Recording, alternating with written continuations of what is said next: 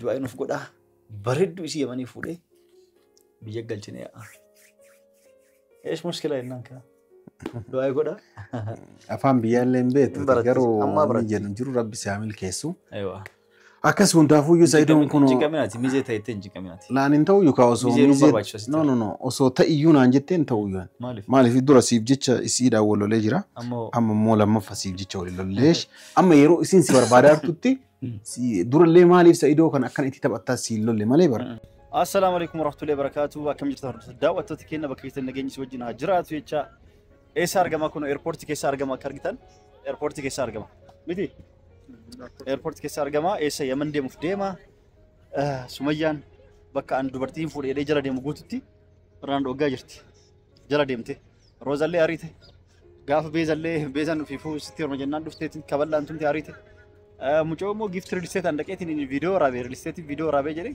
achillee dhuftee mucoo san shakkiteetumaan achittis viidiyoo raabde jechuudha. Kanaafuu mucoon tun narraa hafuun deemtu. Dubartii ani fuudhee biyya keessa jala deemu guutuu akka ani fuuneef narraa dhoggaa narraa dhiyaa jirti. Yaman dhaqee Oromollee Abashallee kana fuudhuu fi miti anama akka deemu. Dhala Yamanii fuudhee fida. Guyyaa dhufasitti limoozina qopheessine eegi.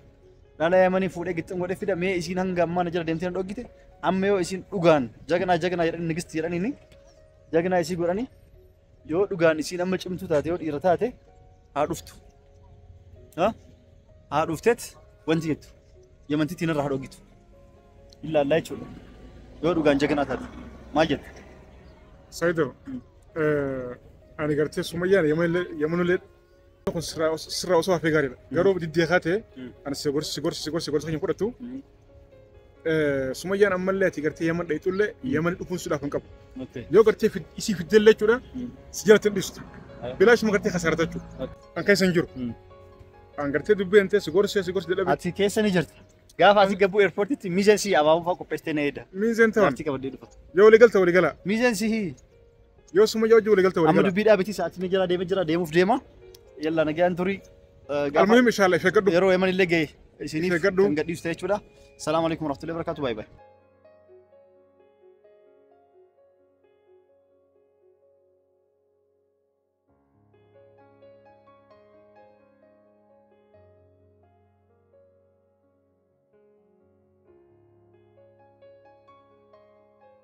Assalamu alaikum warahmatullahi wabarakatuh. Hordoftoota daawwattoota keenya akkam jirtan bakka jirtan nageenyi wajjin haa jiraatu jecha guyyaarraa eessatti argamna eenyuun argaa jirtan namni kun Itoophiyaa galee mabruuk baga nagaan galte. Baga nagaan naidha. Ewa. Assalamu alaikum warahmatullahi wabarakatuh kabajamtoota hordoftoota keenya hundi keessanuu baga nagaan jiraattan fayyaa qabdanii jiruuf jireenya keessan haalli qilleensa maal fakkaata isiniin jenna. Ani Itoophiyaa wayituun gallee yookaan mana kanallee akkanaan fuudhee Itoophiyaa hin galchine abdii fuudhee galchine Saidoomatu Itoophiyaa irraa kun nu bira osoo nullee quban qabaatin nu bira dhufe. Ewa. Baga nagaan dhufte. Baga nagaan nu eedan. Akkasii haalli qilleensa akkam jedhee abdiinu yeroo nagaa isin gaafatu. Koomantii yeroo si deebisanii eegan haalli qilleensa na deebisanii yeroo salaamata gaafatu yeroo hedduu akkam jettan nagaa jettanii haalli qilleensa akkam jettee gaafatta. Takkuu namni koomantii yeroo si deebisan jira. ni jira. Wallahi. Bareeda jedhani. Haalli qilleensa bareeda jedhanii. La haalli qilleensaan jedhan malee bareeda jedhan. Bareeda jedhani. Tokko sanii lammaffaa afaan illee na barate hordoftoota ofii ammoo nagaa gaafachuun dirqama. Maaliif kana gan qabne? Lakki nagaa gaafachuu hin gaafattar. Kana ajaa'ibsiisu xiqqoon kolsituyyuu haalli qilleensa akkamiitudha waan namni si deebisu waan fakkaata. Nagaa gaafachuun assalamu alaikum warahmatullahi wabarakatuh jennee magaafanna akkam jirtan bakka jirtan nageenyi si wajjin haa jiraatu jennee du'aa jechuu goona. Malee gana haalli qilleensa akkamii uqubiin akkam baattumnaan akkamii. Uqubiin jennee yesuunis nageenya yoo gaafanne immoo waan silaa nageenyi qabu keessaa hir'isuu hin qabu. Akkas. Akkasii waa hundaafuu yaa xiqqishuma isin bobbohaarsuuf dhufnee jirra deebi'ee dhufee jira. Eessa jira? Yaman sana mana abdii keessa jira. Diwaan isaa keessa jechuudha. Asii dhufee jira jechuudha. Kunoo maaliif dhuftee illee kana jettan taate takka takkaan isiniif ibsaa jechuudha. Akkuma viidiyoo Yaasiin wajjin Finfinnee irratti waraabeen yaa kamaa walitti maxxanaa jira. Isaa wajjin waraabeetti Yaman deemuu jira. Maaliif deemaa? Jaartii fuudhuuf deemaa jira. Eessaa fuudhaa yoo kan jettan taate akkuma argitan hundi keessanuu waan Sumayyaan dalagaa jirtu Roozallee waan taa'ee jirtu argitan jirtan. Murtee dhiiraa jedhee murtee dhiiraa murteessee Itoophiyaa irraa ka'ee dhufee jira jechuudha. Fiigaa dhufe. Maaliif fiigaa dhufe? Dubartii Yamanii bareedduu aanan fakkaattu fuudhuuf dhufe jechuudha. Akkam jetta? Ani kanarratti waan jedhu hin qabu. Kanarratti waan jedhu hin qabu. Maaliif hin qabne? Laa jechuun asiin dura sababa kan keetiif jecha Sumayyaa wanta kanaan goone Sumayyaa wal lolaa turre. Anam as keessa osoo na galchuu dhaabattee gaariidha jedha. Maaliifi bakka haadha ilmaan ta'eetiiti osoo akkuma goote isiin illee yaanii wanni hinaaffattu akkanatti isii lolchiisa malee jibbiinsa kee osoo qabaatte si uyyuun hordoftuu jechaadha. Si hordofuun isa matammaan isaatu mallattoo jaalalaati. So kanaafuu ati osoo hordoffiin isii kun jaalala isii jettee isii deeffattee daa'imman tantee yoo wajjin isii deeffattee gaariidha. Amma gaarii dura situ hordofaa ture. Ilamee argitini? Dura hordofaa turte mallaqa hedduu karaa kanatti dhangalaastee karaa Yaman yeroo meeqa deddeebite jechaadha. Mallaqa hedduun karaa kana deddeemuun jechaadha. Amma ati dhaabdee yeroo ati inumaayyuu bakka isii dubartii biraa buufadha jettee yeroo ati deemtutti isiin si hordofaa jirti. Hordoffii kana jechuun osoo sin barbaanne of keessaa osoo sin qabaanne hordoffii kana hundaa sirratti hin gootu jechaadha. Kanaafuyyuu waan si jaalattuu fi osoo atillee isii si hordofaartu kana aamiin jettee durallee badiisuma balleesse si galaani aamiin jettee bakka si dhiisaan jirtu kaa carraa ati qabdu ka biraati. Maaliif amma fuudhuu dhufaa Yaman irraa fuudhuuf as dhufaa jirta.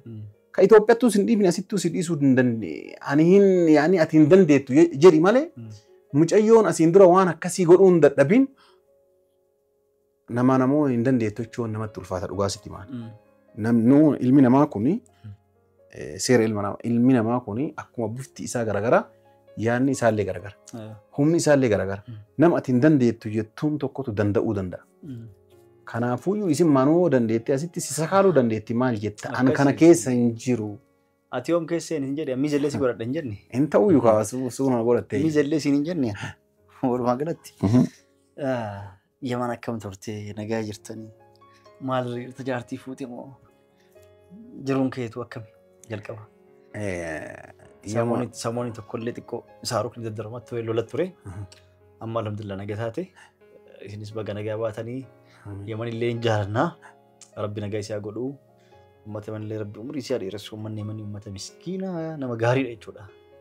Kanaafuu rabbi isaan haa eegu akkam jirtu turtanii walumaa galatti. Bareeda. Yamaniin amma nu caalaa isintu qofa qabaa maaliif beektani?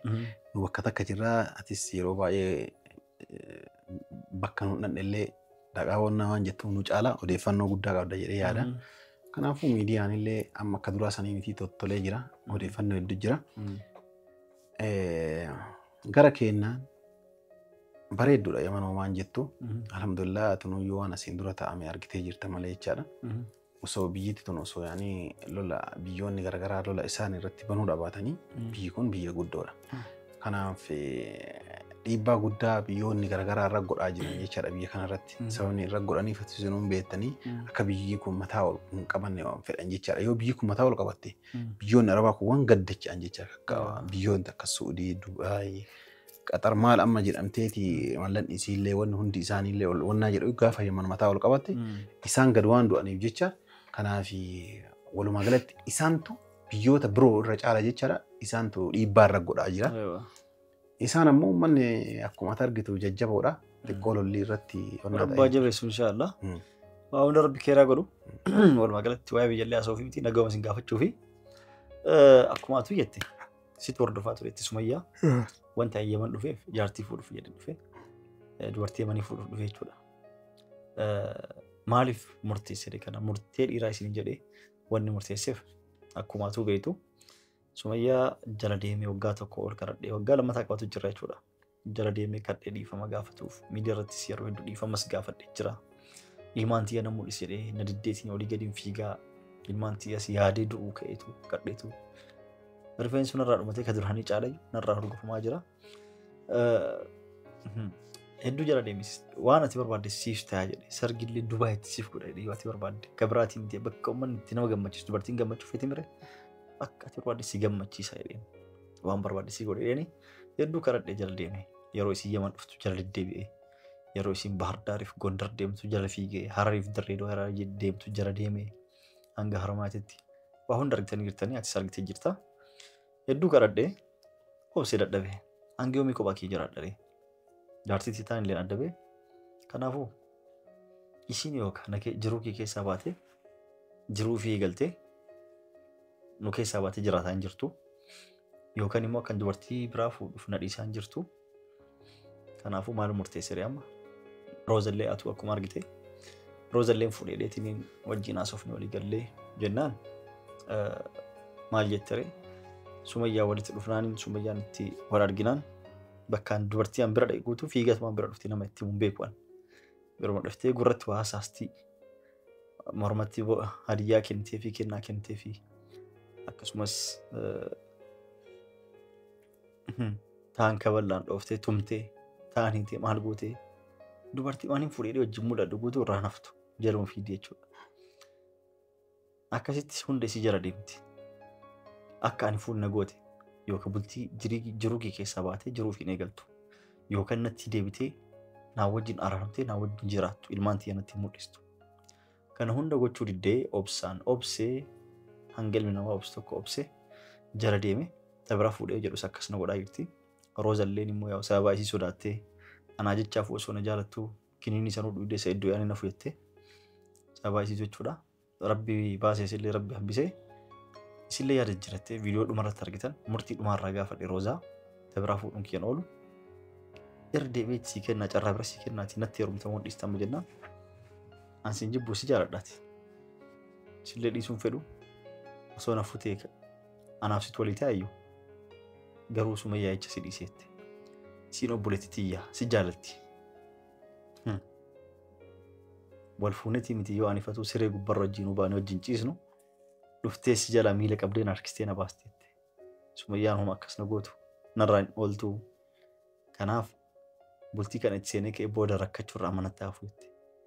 Roozalleen san sodaattee isiin garaa nyaattee ta wajjin nyaatan ta wajjin dhugan laaltee yaada jiratte jechuudha. Namni hundi quba qabaatis quba qabda. Kanaafuu maal gochuu dhufe dubartii hanqaaman biratti argamu guutuu bira dhufte taaniin kabaltii taan gurratti waa hasaastee narraa ariitii na dhiisuun deemtu jiruu kee keessaa boon deemtu.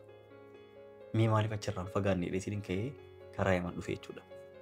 Maaliif yaman dhufti firaan jette mee dubartii Habashaa yookaan Oromoo dubartii Itoophiyaa keessa jirtu waan hin fuudhe jedhu jala fiidee narraa ariitii Yaman immoo duraan isiinuu akkaan fuudhu ni barbaaddi natti dhiistiif hin dhiistuyyuu asiinuu ilaalaa jechuudha.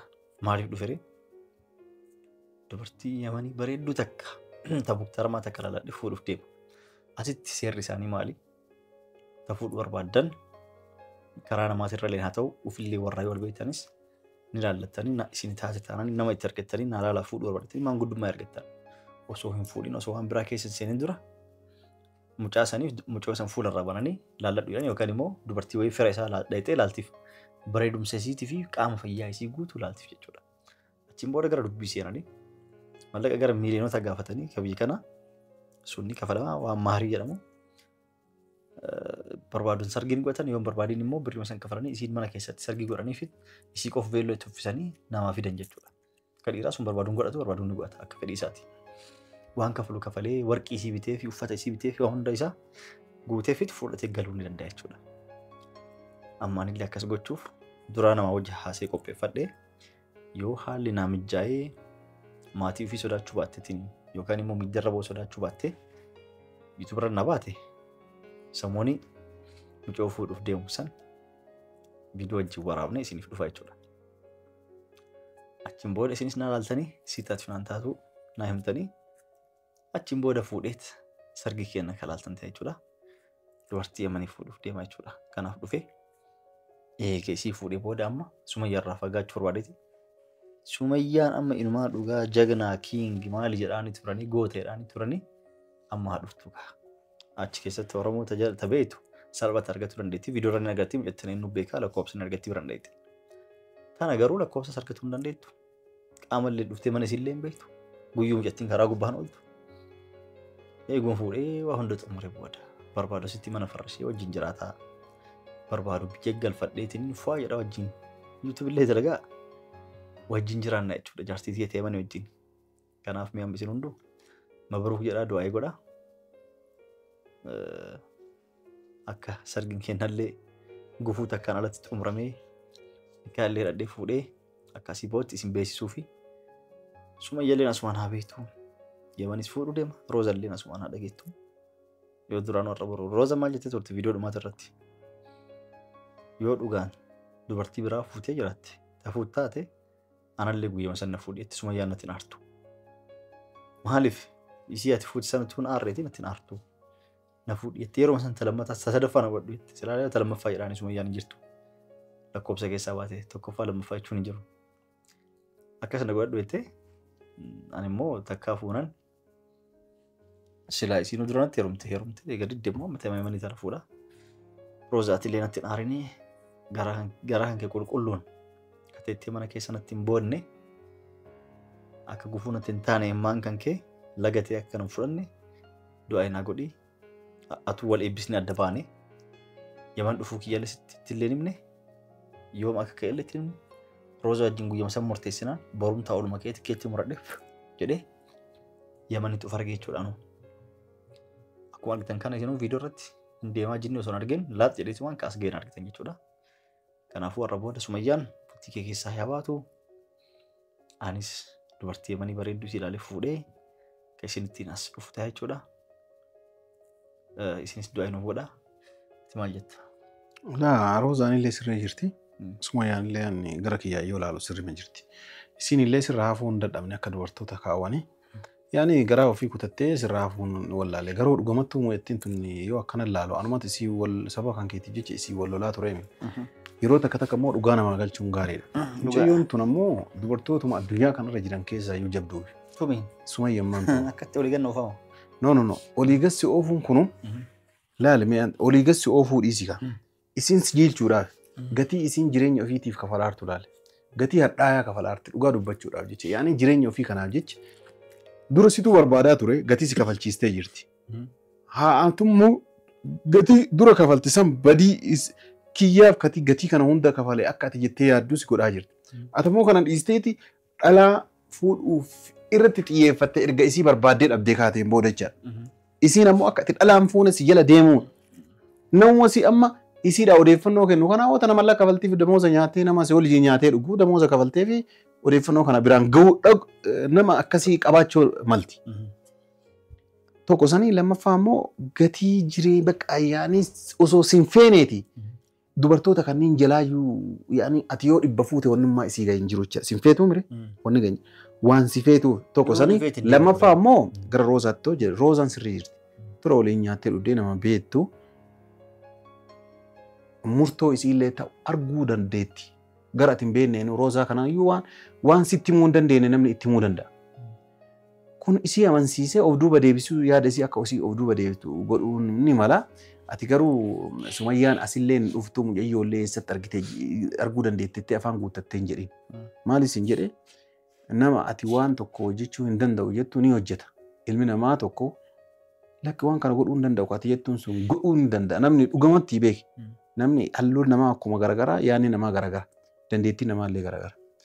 Kanaafuu ati Sumayyaan tun as dhufuu hin dandeettu lakkoofsa namaallee isa argatti mucayyoo illee ni danda'a yoo isiin jettee morkattee jennaan inumaa yoo dhuftee balaa si bu'uu danda'a.